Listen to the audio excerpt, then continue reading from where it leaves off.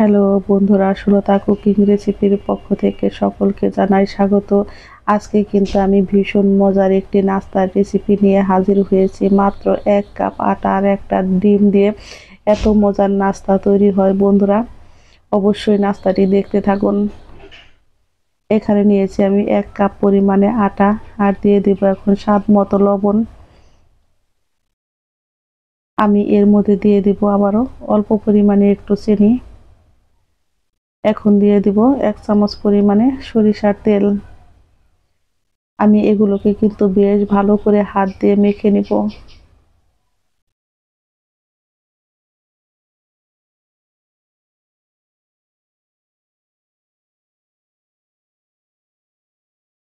এগুলো আমি হাত দিয়ে বেশ ভালো করে মেখে নিয়েছি। এখন দিয়ে দেব আমি অল্প পরিমাণে জল।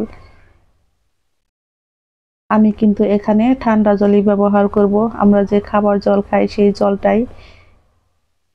জলটা কিন্তু অল্প করে দিয়ে এইভাবে খুব সুন্দর করে মেখে নিব। একবারে কিন্তু জলটা দিবেন না, তাহলে কিন্তু ডোটা পাতলা হয়ে যেতে পারে। আর পরিবারের লোক সংখ্যা অনুযায়ী অবশ্যই কিন্তু আটা নেবেন।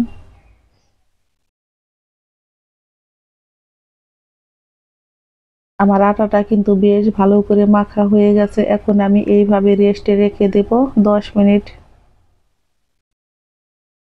একটা ঢাকনা দিয়ে ঢেকে 10 মিনিট রেখে দেব। চলে যাব চুলায়। ফ্রাই প্যানে আমি দিয়ে দেব অল্প পরিমাণে একটু সরিষার তেল আর গোটা জিরে। এখন আমি এর মধ্যে দিয়ে দেব বেশ কিছুটা পরিমাণে পেঁয়াজ কুচি।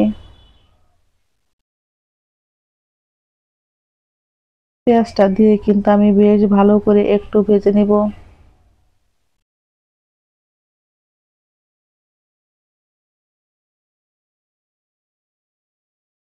এখন আমি এর মধ্যে দিয়ে দিব বেশ কিছুটা পরিমাণে কাঁচামরিচ কুচি।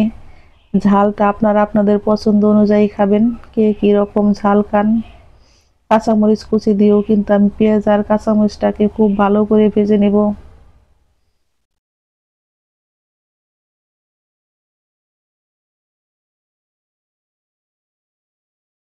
এখন আমি এর মধ্যে দিয়ে দিব খুবই অল্প পরিমাণে একটু হলুদের গুঁড়া আর দিয়ে দিব আমি একটু জিরা আর গরম মশলার গুঁড়া। এখন আমি দিয়ে দিব এর মধ্যে কস্তুরি মেথি পাউডার। এখন আমি এর মধ্যে দিয়ে দেব অল্প পরিমাণে একটু লবণ। সমস্ত উপকরণ দিয়ে কিন্তু আমি বেশ ভালো করে আবারও লো আছে এগুলোকে ভেজে নিব। চুলার আঁচটাকে কিন্তু আমি একদম কমিয়ে দিয়েছি, তা না হলে কিন্তু মশলাগুলো পুড়ে তিতো হয়ে যাবে।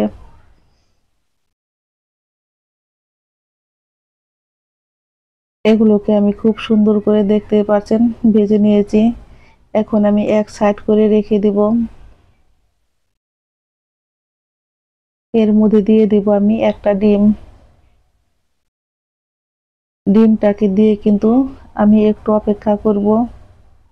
আর আমি হাফ চামচ পরিমাণে আটা নিয়ে 2 চামচ পরিমাণে জল দিয়ে কিন্তু এটাকে গুলিয়ে রেখে দেব এক সাইডে। ডিম আর পেঁয়াজগুলোকে কিন্তু বেশ ভালো করে আমি ভেজে নিব।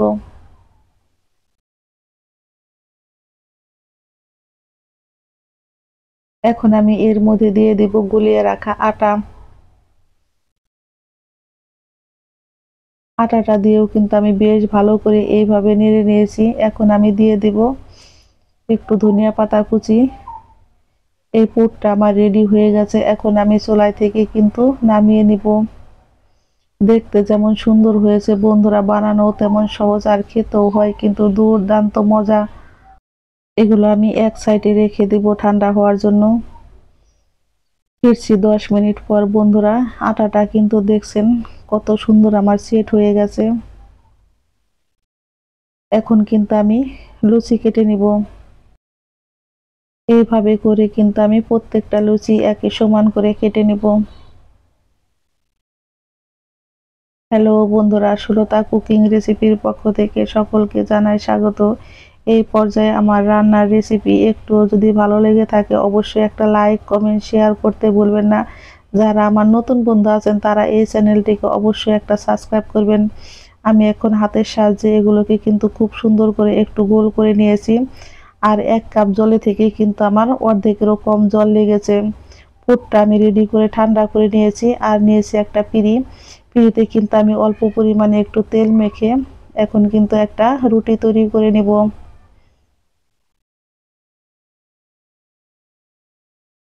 তেলটা মাখিয়ে নিলে পিঁড়িতে কিন্তু রুটিটা বেলতে সুবিধা হয়, দেখতেই পাচ্ছেন। রুটিটা কিন্তু আমার বেলা হয়ে গেছে, খুব বেশি পাতলাও না আবার খুব বেশি মোটাও না। এখন ডিমের পুরটা দিয়ে কিন্তু আমি এইভাবে খুব সুন্দর করে ভাঁজ করে নিব।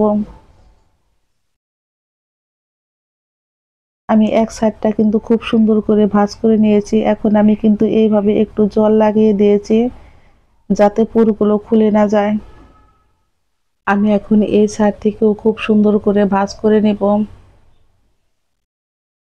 আর এটা কিন্তু আমি খুব সুন্দর করে রুমালের মতোই ভাঁজ করে নিয়েছি। বন্ধুরা অবশ্যই দেখে বুঝতে পারছেন, একটু হাতে সময় নিয়ে এইভাবে একটু চেপে চেপে রোলগুলো তৈরি করলেই কিন্তু খুব সুন্দর আটকে যায়, আর ভাজার সময় পুরগুলোও কিন্তু খুলে যাবে না।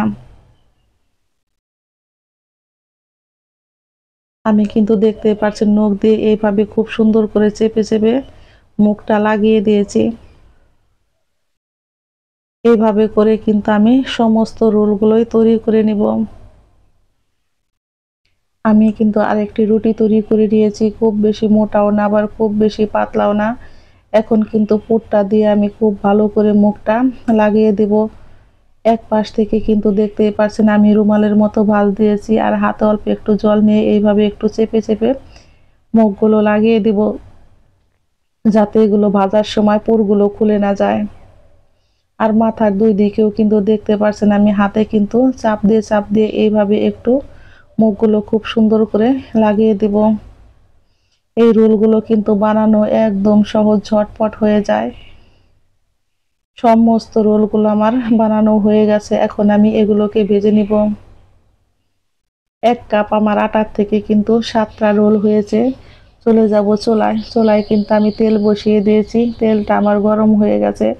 এখন একে একে রোলগুলো কিন্তু আমি খুব সুন্দর করে লো আঁচে ভেজে নিব। এই রোলগুলো ভাজার সময় অবশ্যই কিন্তু বন্ধুরা চুলার আঁচটাকে মিডিয়াম টু লোতে রাখতে হয়, তা না হলে কিন্তু উপরেরটা ভাজা হয়ে যার ভিতরে কিন্তু কাঁচা থেকে যাবে। সেই জন্য হাতে একটু সময় নিয়ে আস্তে আস্তে ভাজলে কিন্তু একদম সুন্দর ভাজা হয়ে যায়। আমার এক পিঠ ভাজা হয়ে গেছে, এখন আমি উল্টে দিব। আর এইভাবে উল্টে পাল্টে খুব সুন্দর করে এগুলোকে আমি ভেজে নেব।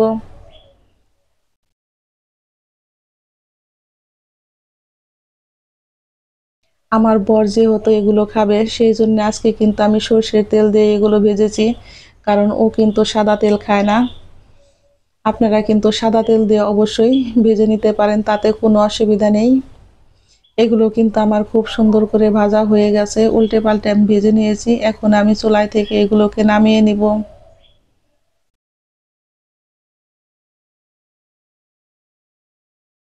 বাকি একটা ছিল, সেটা কিন্তু আমি এখন তেলের মধ্যে দিয়ে এইভাবে আস্তে আস্তে ভেজে নিব।